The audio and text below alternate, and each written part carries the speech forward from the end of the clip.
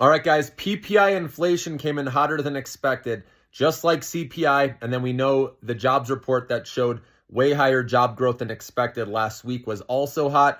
Now, we did have the report that showed higher jobless claims, right, just yesterday, and that's because of the hurricanes.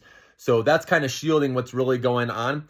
But overall, you have to be ready for reinflation talk, guys, okay? And we know what happened last time inflation came back. The small caps did not do well, right? The big caps hung in there, but again, they're up pretty big now. So we'll see what happens. But again, they don't need to raise capital. They have plenty of cash.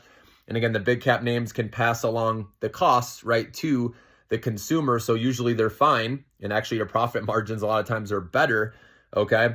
But I'd rather have slightly hotter than expected inflation versus deflation. Remember what happened in July? When we had a negative CPI reading, that's when the market crashed.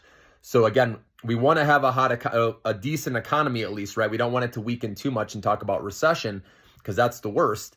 So slightly hotter than expected inflation is okay. But if we see more of this, though, just be ready for the reinflation talk on the news that could scare people. And again, with October, with the election. So that's why I just put out a video before this explaining that you probably want to ring the register, sell something on this nice run we've had, and raise your stop limit into the profit zone so you win no matter what, guys.